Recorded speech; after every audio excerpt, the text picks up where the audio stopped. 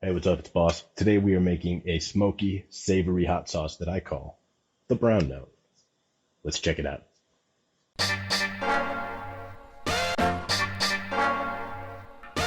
First thing we need to do is get the smoker started.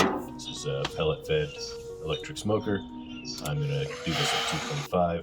I've got a bag of peppers I took out of the freezer, a mix of dark reds and chocolates. Not as many chocolates as I wanted, so this might be less brown this time around. Also using onion, garlic, Worcestershire sauce, vinegar, red wine vinegar, oil, bell pepper. So let's get the bell pepper cut up real quick. Again, the one chop method, only way to go. We're going to get everything ready to go on the smoker here. That is going to smoke for about an hour and a half. While that's smoking, I got pans cleaned up and ready to go, and we want to rehydrate our dried peppers. These are a smoked dried pepper, I think like an ancho. Buy them at the supermarket, and all I'm really going to do is cover them with water and then simmer them for 30 to 45 minutes. The goal here is to get them really rehydrated, but also that water that cooks down is going to turn this beautiful coffee brown color over time, and we will use that to help flavor and color the sauce. That'll be our water source. A lot of seeds in there. You can see it's starting to turn this really nice color. This is what we're looking for. We want this really rich brown, deliciously flavored pepper water. And the pods are getting soft too.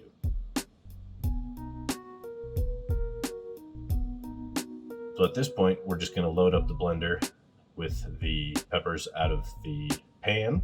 They're fully rehydrated. Blender is full. Again, the one scoop method is like the one chop method. Really good technique. We're going to strain off as much of that liquid as we can. Don't want to get all of those seeds in there. There were so many seeds in those dried pods. It was insane. But now that we have this, we're really ready to go. Look at the color of that. So good. We're going to go ahead and clean up the mess that I just made because I cannot pour from a spout for whatever reason. And we will start adding our ingredients into the blender, right? So get a little liquid in there first. I just cleaned that. Seriously.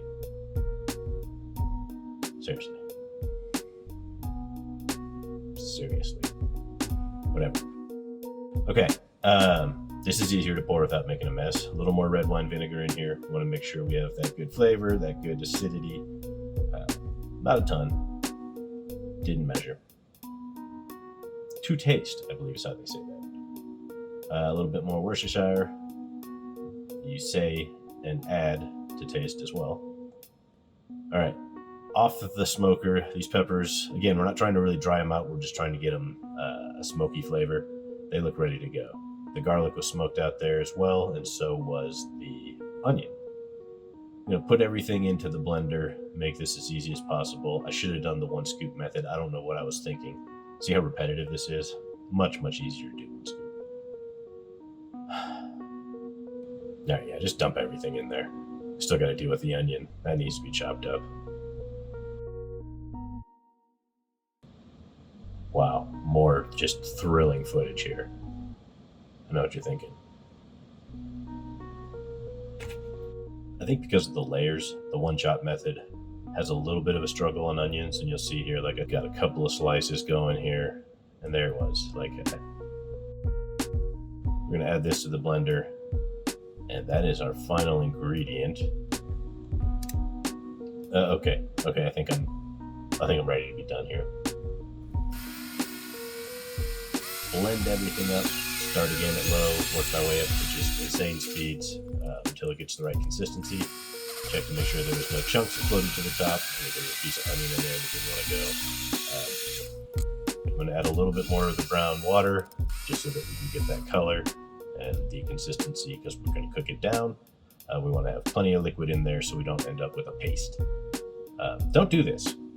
This is not how you pour out of a blender. You're supposed to use the lid. I didn't use the lid. The blades came out. Be careful. They're sharp. Very sharp. Unlike me. All right. Now that that's out of the way, we're going to bring it to a boil and then take it down to a simmer. I'll add a few more wet ingredients. The Worcestershire really adds a lot to the flavor here, and it cooks out. Again, a little more vinegar. Make sure that we have plenty to cook down. You want to be stirring this pretty regularly while it cooks as well. You see it sticks to the spoon, but still a little bit runny. Lets it boil off. Here's where we're going to add our 1/4 cup of brown sugar. That was light brown sugar. Stir that in really good. And then just keep stirring. Stir like a madman. This has been now about 15 minutes.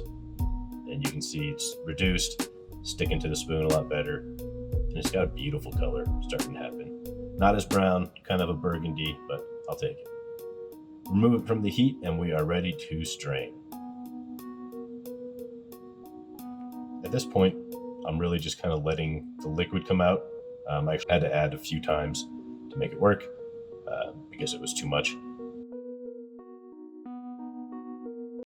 So you can see under here, we've got a decent amount, after I do a little shimmy to shake off the drops, a decent amount of really just pure liquid deliciousness down here.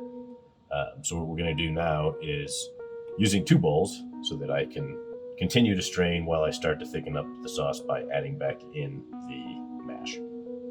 So several spoonfuls will go in here. You really just want to keep adding it until you find the consistency that you are looking for. I personally like sauce that's a little bit thick, but not pasty. I don't want it to stop up the bottle. And I don't want my sauce to be watery thin. I just put in a little xanthan gum there to help with emulsifying everything. This looks pretty good. I'm really happy with it. So bottles it is. We will do about a dozen of these, it looks like.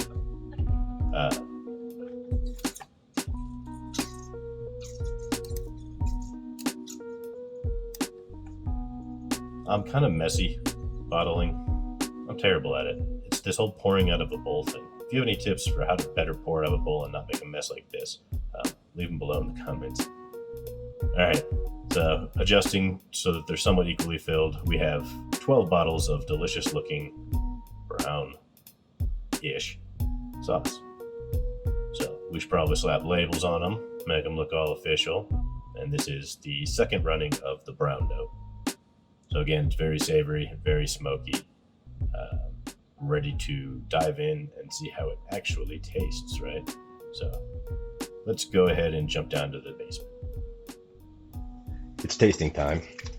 So didn't bother to label this bottle since it was just a half full one for me to eat.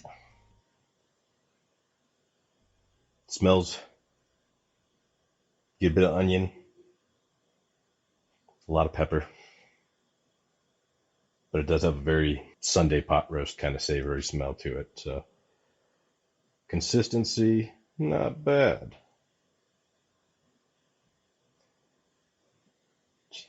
A little smooth, but not runny. Really smells great. It's not quite as brown as the last batch I made just because I didn't have as many brown pods on hand, but let's give it a taste. So it's very smoky. The smoked flavor actually comes through pretty strong. The onion adds a little bit of sweetness. Maybe the brown sugar doesn't hurt. Spicy, maybe a 5 or 6 out of 10. Really kind of burns slow down the back of your tongue as you swallow. It's going to be really good though. Probably be good to use as a barbecue sauce too. If you like spicy barbecue. Tell you what, if you want to win a bottle of the brown note, leave a comment below telling me what you want to eat it on. Make sure you subscribe to the channel and like this video. I'll pick a winner in about a week. The brown note. That's it for today. Turned out really good. Follow along and make a batch of your own. It's pretty easy to do. If you like this video, as always, I'm going to beg for a like, subscribe, tell your friends, etc. We'll see you next time with more hot sauce, more peppers, and more gardening. Peace. Hey